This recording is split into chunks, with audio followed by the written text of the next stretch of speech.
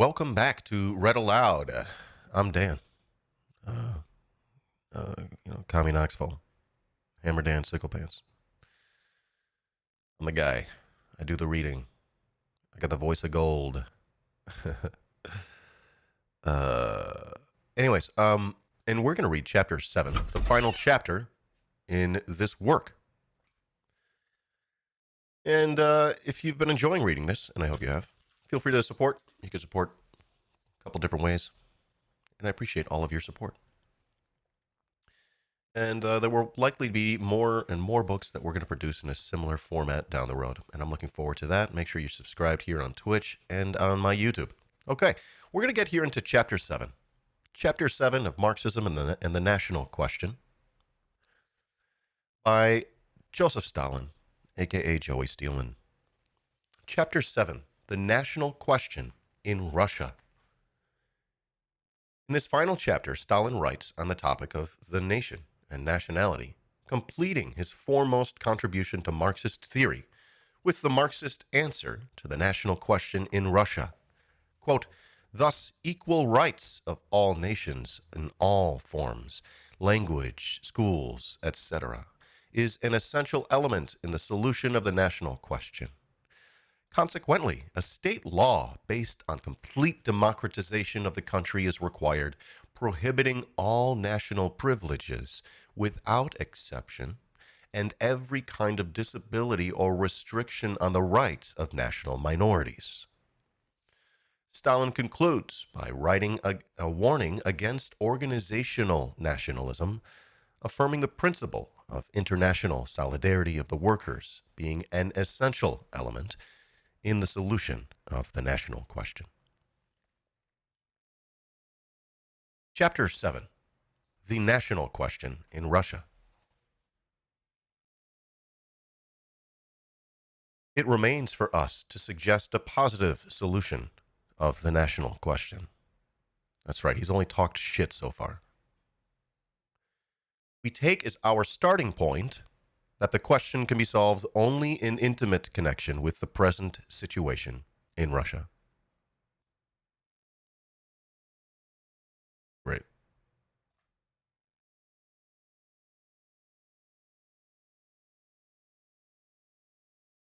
The starting point, serious? Highlight mode.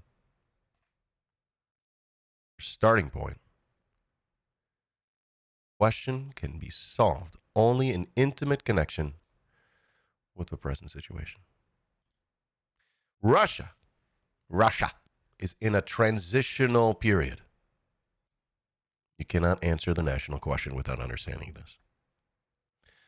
When normal constitutional life has not yet been established, and when the political crisis has not yet been settled. Days of storm and complications are ahead, and this gives rise to the movement, the present and the future movement, the aim of which is to achieve complete democratization. It is in connection with this movement that the national question must be examined.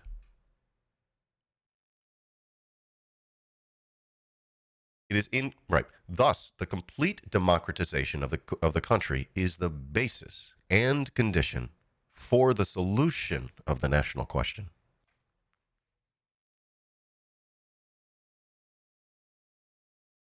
When seeking a solution of the question, we must take into account not only the situation at home, but also the situation abroad. Russia is situated between Europe and Asia, between Austria and China. The growth of democracy in Asia is inevitable.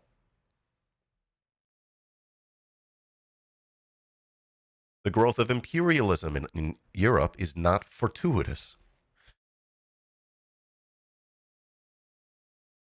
In Europe, capital is beginning to feel cramped, and it is reaching out towards foreign countries in search of new markets, cheap labor, and new fields of investment. But this leads to external complications and to war. No one can assert that the Balkan War is the end and not the beginning of the complications. It's quite possible, therefore, that a combination of internal and external conditions may arise in which one or another nationality in Russia may find it necessary to raise and settle the question of its independence.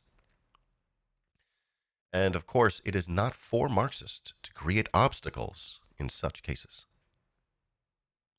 But it follows that Russian Marxists cannot dispense with the right of nations to self-determination. Thus, the right of self-determination is an essential element in the solution to the national question. Further, what must be our attitude towards nations which, for one reason or another, will prefer to remain within the framework of the whole? We have seen that cultural national autonomy is unsuitable. Firstly, it's artificial and impracticable, for it proposes artificially to draw into a single nation people whom the march of events, real events, is disuniting and dispersing to every corner of the country. Secondly, it stimulates nationalism because it leads to the viewpoint in favor of the demarcation of people according to national curiae, the organization of nations, the preservation and cultivation of national peculiarities, all of which are entirely incompatible with social democracy. Is it not fortuitous that the Moravian separatists in the Reichsrat, having severed themselves from the German social democratic deputies, have united with the Moravian bourgeois deputies to form a single, so to speak, Moravian Kolo? I think I've said that 3 different ways. Nor is it fortuitous that the separatists of the Bund got themselves involved in nationalism by acclaiming the Sabbath and Yiddish. There are no Bundist deputies yet in the Duma, but in the Bund area, there is a clerical reactionary Jewish community in the controlling institutions of the Bund, of which the Bund is arranging for a beginning a get-together of the Jewish workers and bourgeois. Such is the logic of cultural national autonomy.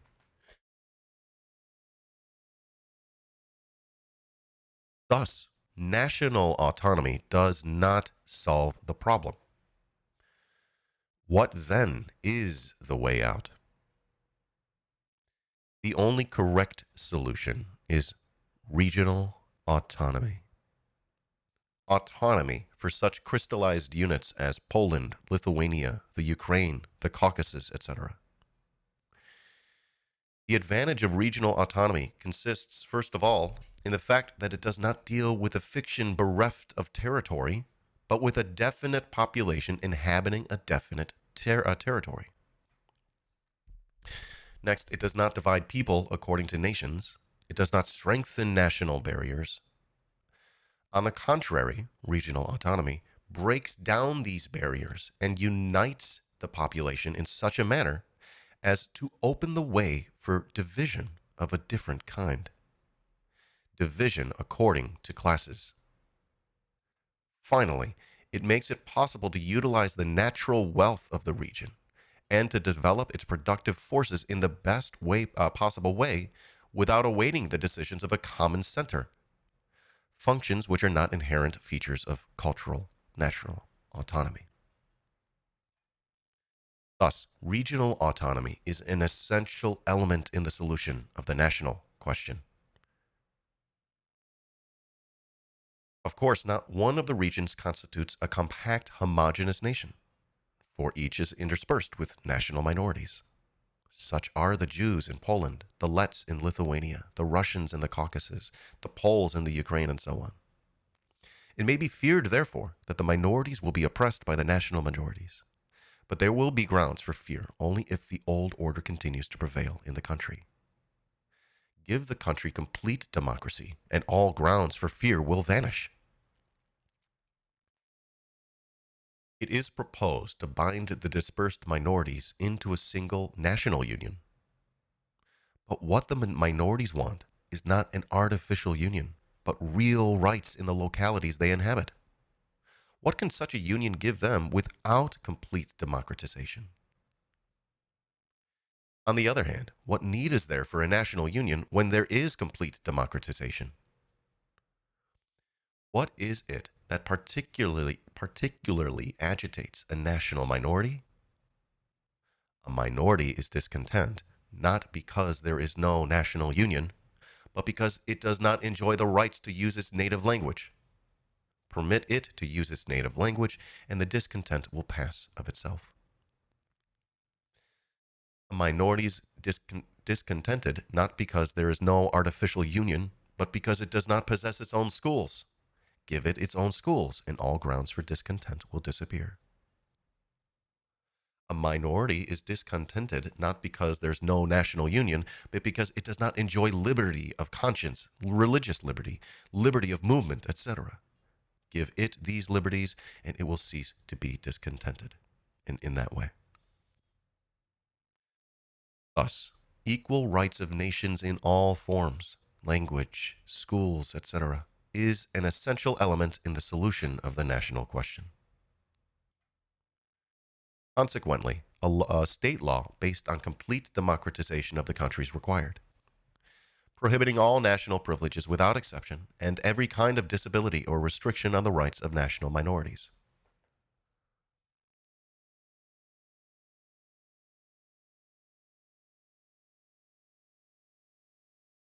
That and that alone is the real, not a paper guarantee of the rights of a minority.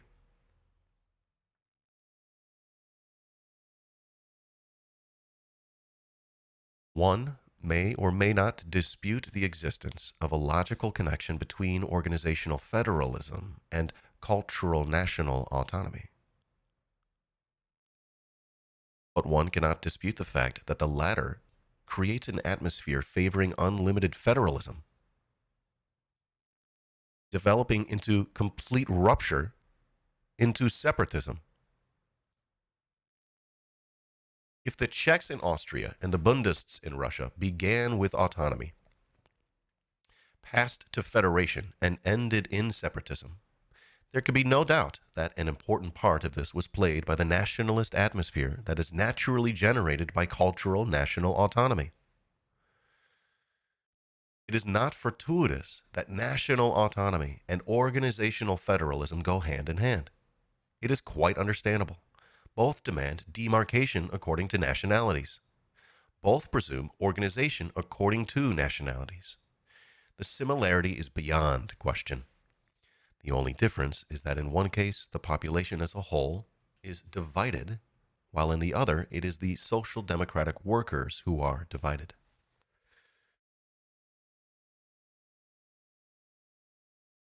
We know where the demarcation of workers according to nationalities leads to. The disintegration of a united workers' party, the splitting of trade unions according to nationalities, aggravation of national friction, national strike breaking, complete demoralization within the ranks of social democracy. Such are the results of organizational federalism. This is eloquently borne out by the history of social democracy in Austria and the activities of the Bund in Russia. The only cure for this organization on the basis, the only cure for this is organization on the basis of internationalism.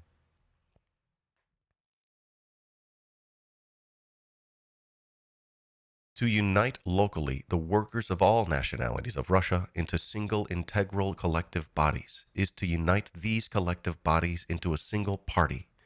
Such is the task.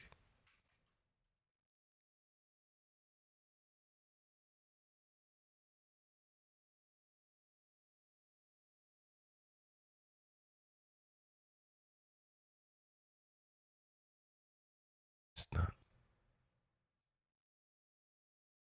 Okay. Stalin says, it goes without saying that a party structure of this kind does not preclude, but on the contrary presumes wide autonomy for the regions within the single integral party. The experience of the Caucasus proves the expediency of this type of organization.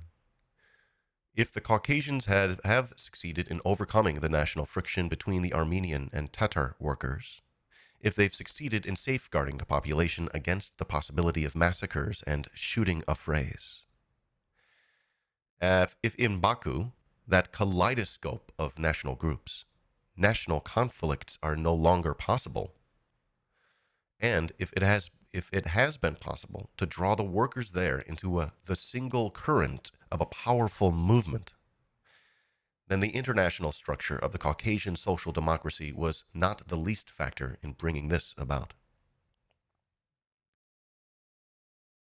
The type of organization influences not only practical work, it stamps an indelible impress on the whole mental life of the workers. The worker lives the life of his organization, which stimulates his intellectual growth and educates him. And thus, acting within his organization and continually meeting there, comrades from other nationalities, and side by side with them, waging a common struggle under the leadership of a common collective body, he becomes deeply imbued with the idea that workers are primarily members of one class family, members of the United Army of Socialism. And this cannot but have a tremendous educational value for large sections of the working class. Therefore, the international type of organization serves as a school of fraternal sentiments and is a tremendous agitational factor on behalf of internationalism. But this is not the case with an organization on the basis of nationalities. When the workers are organized according to nationality, they isolate themselves within their national shells, fenced off from each other by organizational barriers. The stress is laid not on what is common to the workers, but on what distinguishes them from each other. In this type of organization, the worker is primarily a member of his nation, a Jew, a Pole, and so on. It is not surprising that national federalism in organization inculcates in the workers a spirit of national seclusion. Therefore, the national type of organization is a school of national narrow-mindedness and stagnation.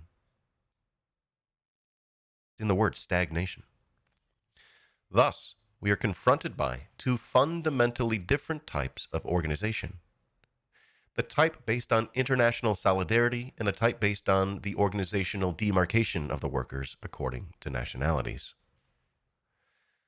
Attempts to reconcile these two types have so far been in vain. The compromise rules of the Austrian Social Democratic Party, drawn up in Wimberg in 1897, were left hanging in the air. The Austrian party fell to pieces and dragged the trade unions with it. Compromise proved to be not only utopian, but harmful. Strasser is right. Is that the same German Strasser? Strasser is right when he says that separatism achieved its first triumph at the Wimberg Party Congress. The same is true in Russia. The compromise with the federalism of the Bund, which took place at the Stockholm Congress, ended in a complete fiasco. The Bund violated the Stockholm Congress. Ever since the Stockholm Congress, the Bund has been an obstacle in the way of union of the workers locally in a single organization, which would include workers of all nationalities. And the Bund has obstinately persisted in its separatist tactics, in spite of the fact that in 1907 and in 1908, Russian social democracy repeatedly demanded that unity should at last be established from below among the workers of all nationalities.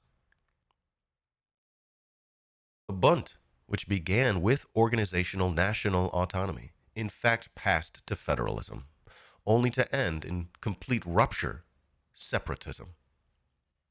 And by breaking with the Russian Social Democratic Party, it caused disharmony and disorganization in the ranks of the latter. Let us recall the Jagiello affair. Jagiello! I don't know. The path of compromise must therefore be discarded as utopian and harmful. One thing or the other. Either the federalism of the Bund, in which case the Russian Social Democratic Party must reform itself on a basis of demarcation of the workers according to nationalities, or an international type of organization, in which case the Bund must reform itself on a basis of territorial autonomy, after the pattern of the Caucasian, Lettish, and Polish social democracies, and thus make possible the direct union of the Jewish workers with the workers of the other nationalities of Russia. There is no middle course. Principles triumph. They do not compromise. Thus, the principle of international solidarity of the workers is an essential element in the solution of the national question. I believe that's the end. That is chapter 7, the final chapter, the ultimate chapter in Stalin's Marxism and the National Question from 1913. Again, he wrote here in this final chapter on the topic of the nation and nationality, completing his foremost contribution to Marxist theory with the Marxist answer to the national question in Russia. Again, thus, equal rights of nations in all forms, languages, schools, etc., is an essential element in the solution of the national question. Consequently, a state law based on complete democratization of the countries required, prohibiting all national privileges without exception and every kind of disability or restriction on the rights of national minorities. Stalin concluded by warning against organizational nationalism, affirming the principle of international solidarity of the workers being an essential element in the solution of the national question as well.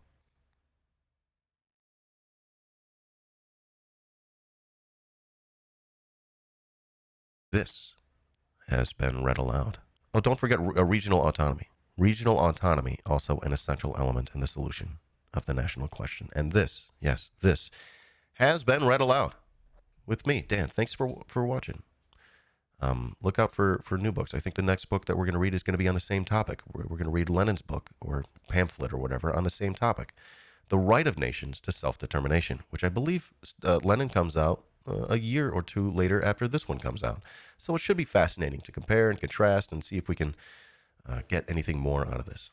And we may continue reading other works on the topic, or we may just end up discussing those in the Discord in the thread for this work. And thank you so much for joining me. Thank you so much. I really appreciate that. Again, feel free to support my content. It helps, and it means a lot, and it helps me to pay my bills.